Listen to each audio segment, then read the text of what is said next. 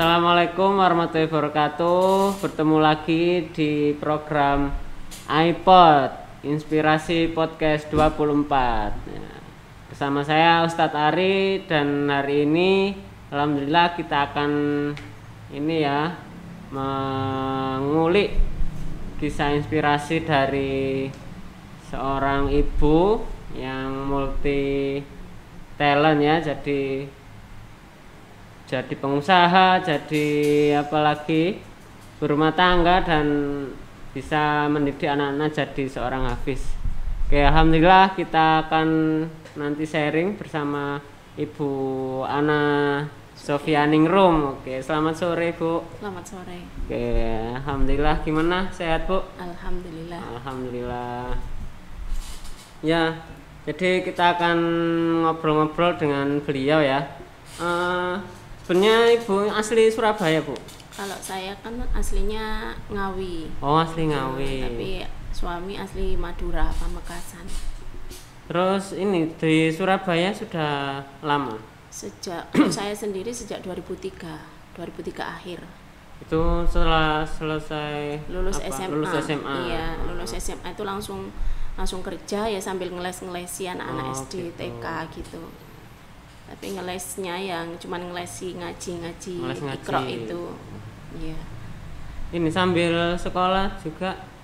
Dulu cuman ngambil 1 tahun di ITS itu yang D1 itu. Iya, jurusan apa Bu? Programmer. Oh, programmer. Iya. Waduh, ini Cuman hacker ya bisa enggak, jadi hacker berarti Bu. Enggak manfaat. Yang bermanfaat malah ikut di percetakan itu. Jadi otodidak belajar desain sendiri ya. Ya, jadi beliau ini juga sebagai pengusaha percetakan ya. Jadi kami juga sering desain cetak ke beliau ini. Selain percetakan apa lagi Bu kesibukannya Bu? Ya, selain di rumah kan ngurus anak-anak, beres-beres rumah ya, pekerjaan utama perempuan itu ya. Itu ngurus anak-anak, masak, semua nyiapin kebutuhan sekolah gitu. Ini berapa ini Bu? Menikah tahun berapa Bu? Saya menikah tahun 2008. 2008. Iya. Terus mulai tinggal di Surabaya berarti 2000. Iya, 2003 itu. 2003. Terus menikah 2008 dan 2010 punya anak. Itu sampai ya setiap 2 tahun sekali sepertinya. Berapa sekarang Bu jumlah putra putrinya Bu? Ada 6 sekarang. Alhamdulillah 6 ini main ini ya. Dan ini ya, selain banyak putra putrinya tapi juga alhamdulillah banyak yang berhasil ya, dan ya, aktif hafiz ya. Masih proses. Untuk yang Mbak Martius itu masih proses. Ya mudah-mudahan nanti aja. Ini kan awalnya sebenarnya saya nggak niat ingin anak itu untuk hafal Quran itu enggak, cuman karena waktu ya kita tinggal di Surabaya itu kan kondisi lingkungan, terus teman itu kan semuanya berpengaruh gitu. Akhirnya kan cari-cari tempat ngaji itu yang sekiranya anak itu cocok gitu. Nah kebetulan anak-anak itu cocok sama gurunya yang TK gitu. Jadi pagi sekolah TK, sore ngaji gitu. Jadi ya sama, ustadznya sama gitu. Terus kebetulan di tempat ngaji itu buka program tahfidz itu. Jadi anak saya yang pertama itu Mbak Martius itu hanya dicoba ikut itu. Terus selain itu sejak TK ya anak-anak itu dibiasakan bangun lebih awal gitu. Mbak Martius itu saya latih ketika TK tuh bangun sebelum subuh. Sejak TK sudah bangun subuh ya? Sebelum subuh. Jam 3? Ya, sholat itu. Kayak Gus Dur bunyi itu. Itu nanti kita bangunkan, terus suruh wudhu kan, habis itu sholat tahajud. Sholat tahajud minimal 2 sama witir 1 itu aja. Itu untuk pembiasaan setiap hari. Itu sama adiknya yang Miori itu ya, yang kelas 4 sekarang. Sekarang Jadi kelas 4. Putra putri beliau itu sekarang yang paling tua ya, Mbak Iya. Matius itu kelas 6. Kelas Kemudian 4. yang nomor 2 Mbak Miori itu kelas 4 ya. Dan yang nomor 3 Bu? Kelisia itu sebenarnya kelas 2, cuman Kelas kemarin kan karena online itu dia kurang semangat, iya. Itu semuanya ngikuti kakak-kakaknya gitu.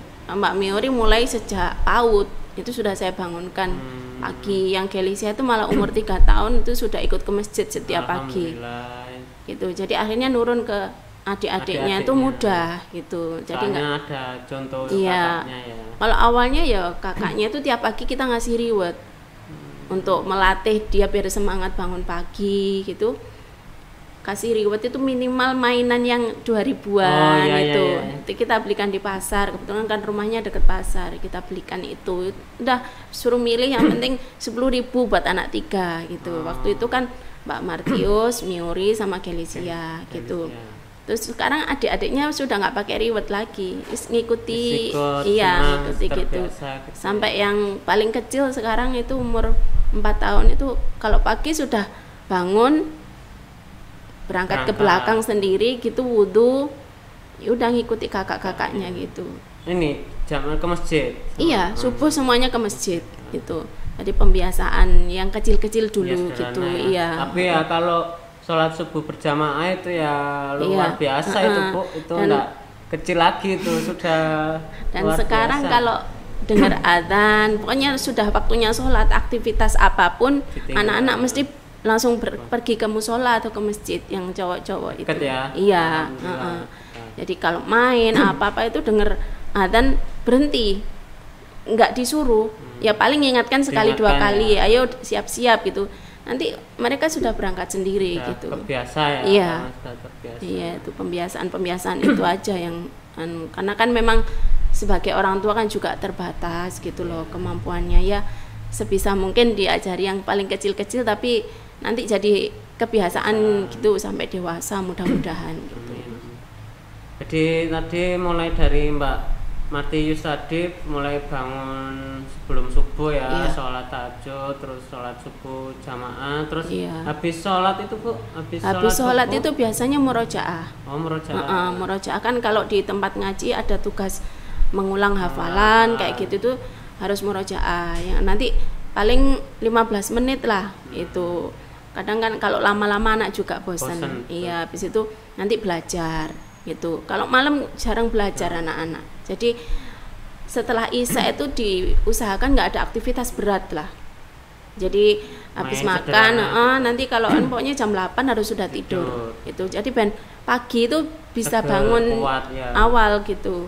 Kalau tidurnya kemalaman apa mungkin nonton TV, main HP, mesti bangunnya susah gitu. Di rumah juga nggak ada TV saya. Itu jadi komputer. Iya, komputer cuma kan buat kerja. Kalau TV itu kan mungkin bisa setiap kali jam nonton kan gitu. Sejak menikah komitmen gitu komitmen cobalah nggak usah beli TV. Kuat enggak gitu. Tapi alhamdulillah anak-anak juga terbiasa nggak bingung karena TV bingung gitu. Nyari TV ya, soalnya memang sejak kecil sudah enggak lihat TV. Iya, kan. HP pun juga bareng-bareng gitu. HP-nya cuma 1.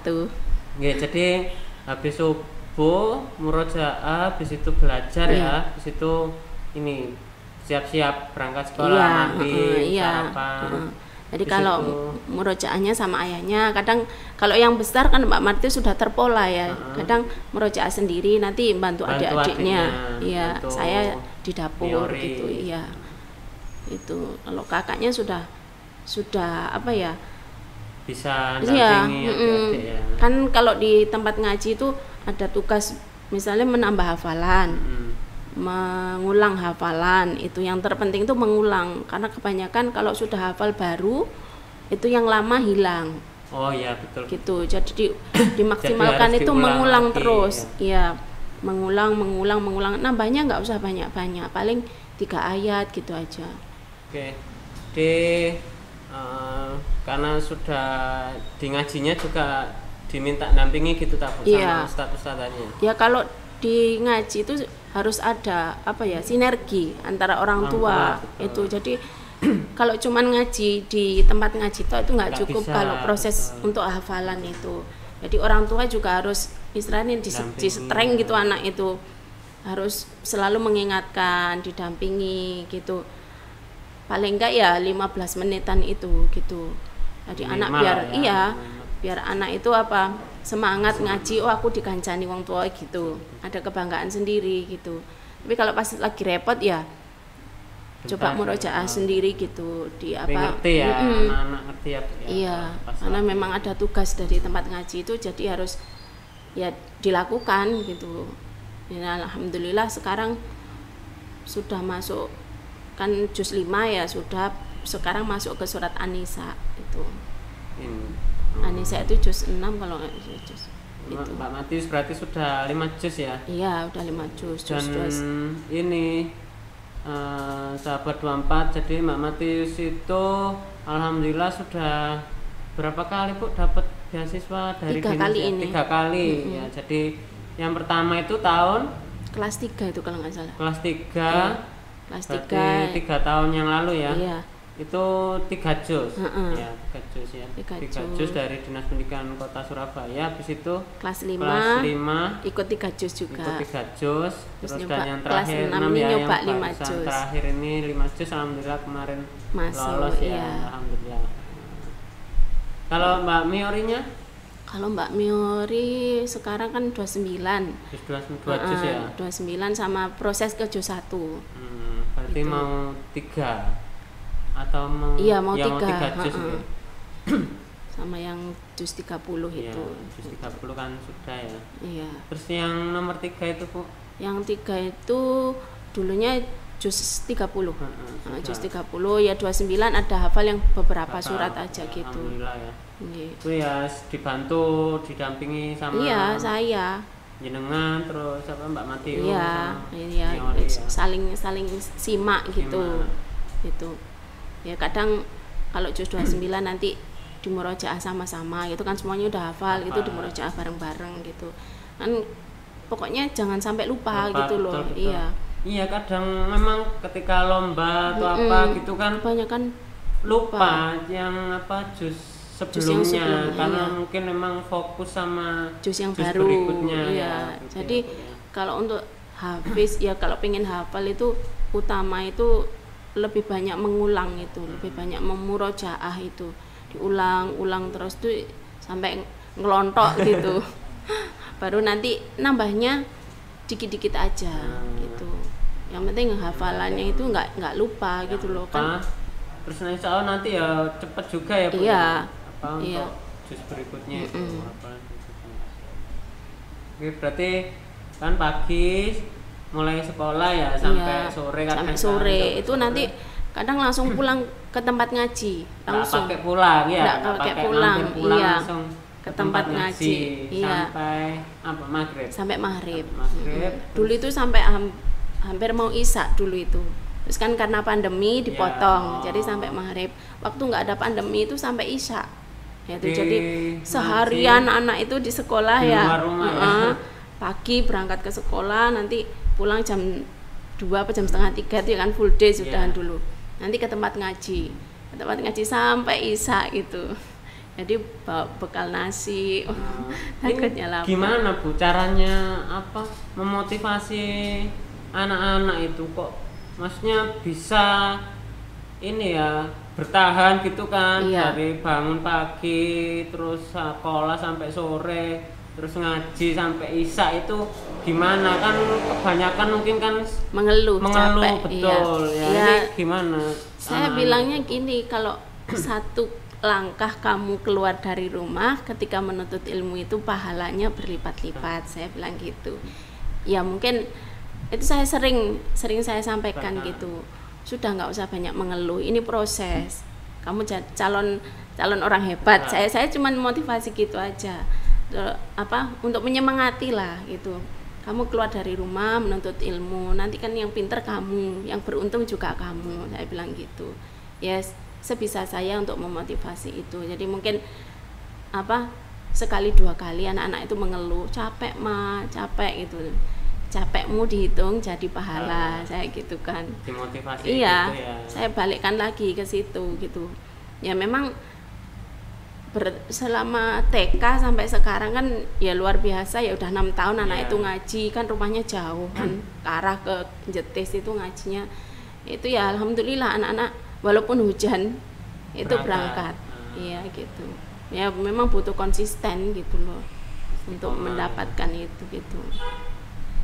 Kalau pas ngelot cuma diingatkan gitu aja anak sudah. Iya, kadang ya sekali-sekali butuh reward gitu. Apa? Ya paling apa, minta makanan apa gitu yang enak gitu kadang. Apa kesukaannya? Kalau Mbak Marti sukanya itu ya yang apa, ayam gitu, ayam crispy. Ya. Anak-anak sekarang lah sukanya, anak-anak sekarang itu crispy. Ya sekali 2 kali gitu aja. Tapi ya saya nggak apa namanya terlalu mengelulu gitu loh. Ya kalau ada nanti tak belikan. Ya. Iya, pokoknya anak itu dilatih untuk tegar gitu loh, untuk tatak gitu. Iya, ya namanya kondisi di luar kan nggak sesuai apa yang kita inginkan kan gitu. Jadi harus jadi ya, walaupun perempuan harus perempuan yang tangguh gitu. Siap. Okay. Ini berarti anaknya berapa perempuan, Bu? Alhamdulillah sekarang 3 perempuan, laki-laki 3 juga. Yang terakhir perempuan ya. Iya. Jadi beliau ini alhamdulillah baru melahirkan yang putri ke-6 ya. Ini berkenan hadir ke sini, luar biasa. Kami sangat berterima kasih nih Bu ya untuk berbagi ini ya, cerita motivasi pengalaman. Untuk sebenarnya sih ya nggak terlalu istimewa, cuman kan sebagai orang tua yang terbatas kemampuannya ya berikhtiar lah, paling enggak anak itu lebih baik daripada orang tua gitu. Ini ada doa-doa khusus enggak Bu untuk anak-anak itu Bu? Didoakan apa gitu? Kalau doa ya biasa, itu doa untuk anak itu paling ya Fatihah itu aja. Gitu aja. Setiap apa ingat anak-anak. Kadang kan anak itu nggak selalu menyenangkan. Ya, kadang kan lagi jengkel. Iya, kadang bikin jengkel tuh saya sampai ya sering igit-igit gitu. Pokoknya jangan sampai bikin mama marah gitu. Tapi ya namanya anak-anak ya gitu. Ya kadang kita keras, kadang kita ya lemah lembut kan gitu. Ya sesuai porsinya aja. Kalau anak bikin kita itu marah ya kita harus juga tegas gitu. Kalau anak ya punya prestasi, punya apa ya kita harus tetap apresiasi gitu. Namanya setiap anak itu kan nggak sama, walaupun satu ibu itu kadang ada yang pinter, ada yang bawaannya sendiri-sendiri, ada yang pendiam kan gitu. Ya itu. Luar biasa ini ya. Jadi itu tadi Mbak Matius, Mbak Miori, alhamdulillah dengan kebiasaan sehari-hari ya, mulai dari sebelum subuh sudah bangun dan sholat jamaah, kemudian murojaah, belajar untuk pelajaran di sekolah. Ya. Untuk ini pelajaran di sekolah juga bisa ya Bu ya? Kalau untuk Mbak Martius ini kayaknya passionnya memang di Al-Quran ya, gitu. Di hafalan ya kan. Kalau kayak matematika, itu sering mengeluh. Gitu. Iya, sering mengeluh. Terus pelajaran-pelajaran yang hitung-hitungan itu, gitu. Kalau untuk ya mungkin passionnya itu, anaknya itu. Sukanya di situ. Senangnya di situ. Iya. Jadi saya bilang gini, ya tetap belajar, tapi Quran kamu tetap harus fokus gitu, biar nggak hilang kan gitu. Eman kalau sampai hilang hafalannya itu. Jadi mulai juz 30, 29, 1, 2, 3 itu kan sudah selesai kan gitu. Tapi tetap di murojaah terus itu di rumah itu. Nggak boleh enggak gitu ya. Jadi kalau bangun subuh misalnya bangun tahajud itu sambil nunggu adik-adiknya siap-siap atau biasanya dia murojaah dulu. Iya, itu. Nanti pulang dari masjid murojaah lagi gitu, habis itu belajar gitu. Yang penting murojaah itu. Dan itu enggak maksa ya ke anak-anak ya, cuma dimotivasi gitu aja Bu ya. Tapi kalau ada tugas dari tempat ngaji harus dipaksa. Harus dipaksa murojaah gitu. karena kan nanti di ngaji kan tetap diulang lagi, Oh. ya biar nggak lupa Biar lagi nggak gitu lupa. ya. Tapi kalau pelajaran di sekolah misalnya kesulitan apa enggak pernah dipaksa ya anak-anak harus bisa harus apa Ya gitu ya. semampunya, iya kan. tetap saya kasih tahu gitu. Cuman kalau ada yang nggak tahu ya nanti bisa ditanyakan ke ustadzanya kan gitu. Karena kan memang anak-anak itu punya potensi Iya. sendiri-sendiri ya Bu ya, Iya. dan enggak bisa Nggak bisa, disamaratakan, harus menguasai semua gitu iya. kan. Apalagi pelajaran sekarang kan lumayan. Lumayan Bu ya, orang tua sampai pusing Iya. juga ya. Orang tua aja pusing apalagi anaknya ya Bu. Iya, ngasih Tapi tahu kadang alhamdulillah. nggak mudeng yang dikasih tahu itu, kita juga bingung gitu loh. Ya tanya aja ke ustadzanya gitu, enak. Baik Bu, mungkin ada ini pesan untuk sahabat 24 yang menyaksikan Pesannya acara apa hari ya, ini ya? Bu? Kalau sebagai orang tua ya kita sama-sama belajar. Namanya mendidik anak itu kan dari proses awal sampai nanti mungkin dewasanya itu kan semuanya proses kan Ya. gitu. Tetap belajar kita perbaiki yang kurang, kita perbaiki terus apa yang kurang, istilahnya kalau mendidik anak itu kan nggak selalu lempeng gitu loh, nggak selalu enak, mesti ada banyak liku-likunya gitu loh.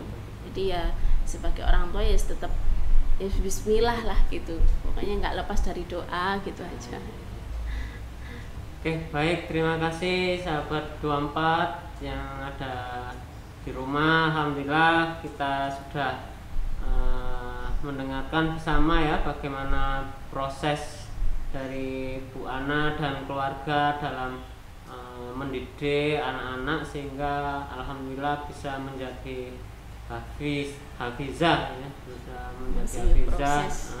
dan semoga terus bertambah hafalannya Iya. anak-anak ya Bu ya, Amin. dan diberi kemudahan dan keistiqomahan. Dan baik, kita akhiri pertemuan hari ini, semoga bermanfaat untuk sahabat semuanya. Kurang lebihnya mohon maaf. Assalamualaikum warahmatullahi wabarakatuh. Waalaikumsalam.